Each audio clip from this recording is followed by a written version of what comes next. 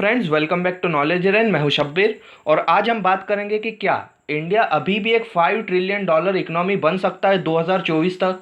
कितना हमको growth rate चाहिए अगले 4 सालों तक इस टारगेट को अचीव करने के लिए, और साथ ही साथ गवर्नमेंट ऑफ इंडिया को अभी इसी वक्त क्या क्या स्टेप्स लेने की ज़रूरत है ताकि हमारी ग्रोथ फिर से तेज़ हो सके।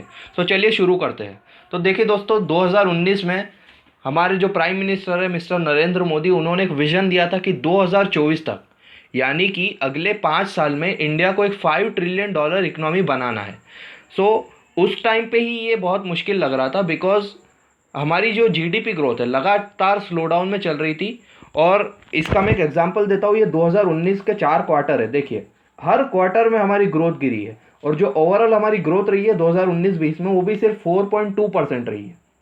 जबकि हमको हर साल कम से कम 10% की ग्रोथ चाहिए थी 5 साल तक ये टारगेट अचीव करने के लिए। तो हम उसका आधा भी नहीं कर पाए। इसके बाद होता है कोरोना वायरस की वजह से लॉकडाउन।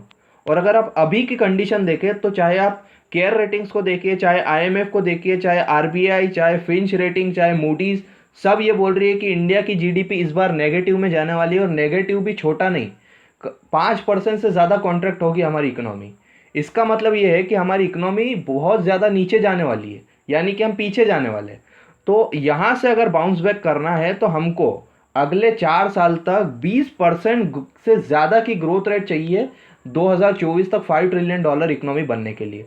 सो ये ऑलमोस्ट इम्पॉसिबल है। इम्पॉसिबल वैसे कुछ नहीं होता है, पॉसिबल हो सकता है, लेकिन इस टाइम पे जब हम बहुत ज़्यादा नेगेटिव में जाने वाले हैं, अगले ही साल अगर हम एक्सपेक्ट करें कि हम 20% की ग्रोथ पाएंगे और उस 20% को 4 साल तक सस्टेन करना, ये ऑलमोस्ट इम्पॉसिबल है। तो एक बात तो साफ है कि हम 2024 तक $5 ट्रिलियन इकोनॉमी नहीं बन सकते। हो सकता है कि ये 2027 या 2028 तक हो पाए, यानी कि हम 4 साल, 3 या 4 साल लेट होंगे हम $5 ट्रिलियन इकोनॉमी बनने के लिए। एक और प्रॉब्लम है दोस्तों कि हमारा एग्रीकल्चर सेक्टर तो बहुत अच्छा कर रहा है, लेकिन हमारा जो सर्विस और मैन्युफैक्चरिंग सेक्टर वो ठीक नहीं कर रहा है। देखिए, इकोनॉमी में 3 सेक्टर होते हैं, प्राइमरी, सेकेंडरी, टर्शरी। प्राइमरी में आता है एग्रीकल्चर, सेकेंडरी में आता है मैन्युफैक्चरिंग, टर्शरी में आता है सर्विस सेक्टर। तो एग्रीकल्चर अगर हमारा बहुत अच्छा भी कर लेगा तो भी हमारी जीडीपी को ज़्यादा बूस्ट नहीं कर सकता, बिकॉज हमारी एग्रीकल्चर का जो हमारी जीडीपी में शेयर है वो 15% से भी कम है, और पिछले जितने भी साल लगातार गिरता जा रही है। तो 15% से भी कम शेयर है, और हमारा जो शेयर है सर्विस सेक्टर लगभग 50% कॉन्ट्रीब्यूट करता है हमारी जीडीपी में। इसका मतलब अगर हमारी जीडीपी को अच्छा करना है तो हमारे सर्विस सेक्टर को अच्छा करना ही पड़ेगा। और अगर आप अभी सर्विस सेक्टर को देखो तो चाहे हॉस्पिटैलिटी सेक्टर देख लो, चाहे एविएशन सेक्टर, चाहे आप ट्रेवल्स एंड टूरिज्म देख लो, चाहे रेस्टोरेंट देख लो, जितनी भी सर्विसेज है लगभग सारी बंद पड़ी है। साथ ही साथ अगर आप मैन्युफैक्चरिंग में देखो तो 30% कैपेसिटी पे काम हो रहा है, यानी कि मैन्युफैक्चरिंग और सर्विस जो बहुत ज़्यादा क्रूशियल है हमारी जीडीपी के लिए वो बंद पड़ी है। तो इस टाइम पे हम एक्सपेक्ट कर ही नहीं सकते कि एग्रीकल्चर अकेला हमारी जीडीपी को ऊपर ले जाएगा। तो ये भी एक बहुत बड़ी प्रॉब्लम है। इसी वजह से अगर हमारा सर्विस सेक्टर और मैन्युफैक्चरिंग सेक्टर अच्छा करेगा तो ही हमारी जीडीपी आगे बढ़ पाएगी। तो अब गवर्नमेंट को क्या करना चाहिए? देखो, 2024 तक तो $5 ट्रिलियन बनना बहुत मुश्किल है, लेकिन गवर्नमेंट एक बोल्ड स्टेप लेके एक और प्लान आगे का सेट कर सकती है कि अब हम ये प्लान 2026 तक अचीव करना चाहते हैं। देखिए, 2026 तक भी अचीव करना बहुत मुश्किल होने वाला है, लेकिन वो हम कर सकते हैं, वो अभी हमारी रेंज में है, वो पॉसिबल है। तो उसके लिए क्या क्या करना पड़ेगा? उसके लिए पहले तो अभी अभी हमको ज़रूरत है कि हम लॉकडाउन को और ईज करें, जो भी रेस्ट्रिक्शंस है उसको और ढीला करें, क्योंकि जितना भी लॉकडाउन ने बहुत ज़्यादा हमारी इकोनॉमी में डिसरप्शन किया है, और अगर अभी भी हम रेस्ट्रिक्शन रखते हैं तो बहुत मुश्किल हो जाएगा हमको फिर से ग्रोथ पाना। ठीक है, तो रिकवरी बहुत मुश्किल हो जाएगी। तो ज़रूरत है, इस time need of the hour है कि लॉकडाउन को और ज़्यादा कम किया जाए और बहुत सारे सेक्टर को खोला जाए। ठीक है, साथ ही साथ हमको एक रियल पैकेज चाहिए, ऑलमोस्ट 5% ऑफ आवर जीडीपी। देखिए, आज से 1 डेढ़ महीने पहले हमारे प्राइम मिनिस्टर ने ये अनाउंसमेंट किया था कि 20 लाख करोड़ का पैकेज है, जो कि 10% ऑफ जीडीपी था। लेकिन अगर आप रियल में देखें उसको तो वो 2% ऑफ जीडीपी भी नहीं था, और उसकी जो रियल वैल्यू थी वो 2 लाख करोड़ भी नहीं थी। तो हमको एक जेन्युइन पैकेज चाहिए जो कि कम से कम 5% ऑफ आवर जीडीपी हो, तभी हम अपनी डिमांड साइड को मीट कर पाएंगे। क्योंकि अभी तक जो भी गवर्नमेंट ने जो भी स्टेप्स लिए वो सप्लाई साइड के लिए लिए है, लेकिन हमारी रियल प्रॉब्लम है डिमांड साइड। क्योंकि सप्लाई तो वापस ऑटोमेटिक स्टार्ट हो जाएगी, एक बार लॉकडाउन हटा, पूरी तरह से रेस्ट्रिक्शन हटे तो सप्लाई चालू हो जाएगी।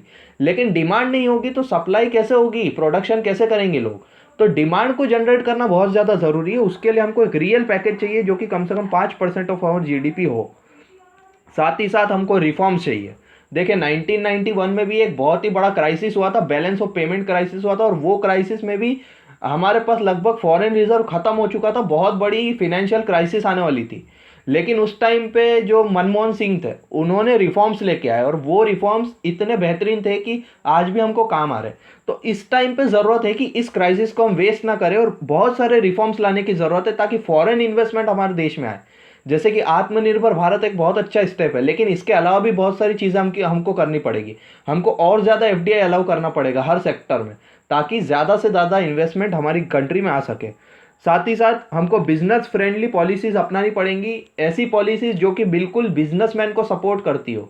बहुत सारी चीज़ें, वो बहुत ब्रॉड टॉपिक हो जाएगा, उसमें मैं अभी नहीं जाऊँगा, लेकिन हमको बिजनेस फ्रेंडली पॉलिसीज़ चाहिए। और साथ ही साथ हमको इंफ्रास्ट्रक्चर पे बहुत ज़्यादा डेवलप करने की ज़रूरत है। मैंने इसके पहले भी एक वीडियो बनाया है जिसमें मैंने बताया कि कैसे इंफ्रास्ट्रक्चर डेवलपमेंट हमारी इकोनॉमी को बूस्ट कर सकता है।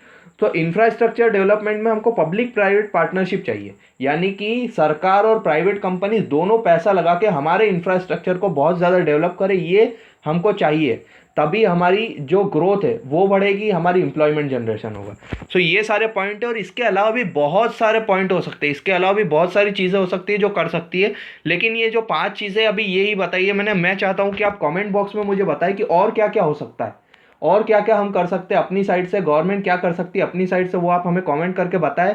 साथ ही साथ ये वीडियो अगर आपको पसंद आया तो इसे लाइक कर दे, शेयर कर दे। साथ ही साथ हमारे चैनल नॉलेज एन को सब्सक्राइब करना ना भूलें, और बेल आइकन को दबा दे ताकि ऐसी बेहतरीन वीडियोस की नोटिफिकेशन आपको मिलती रहे, क्योंकि मैं ऐसी ज़बरदस्त वीडियो आगे भी लाता रहूँगा। सो तब तक के लिए मिलते हैं आपसे अगली वीडियो में। Goodbye and take care.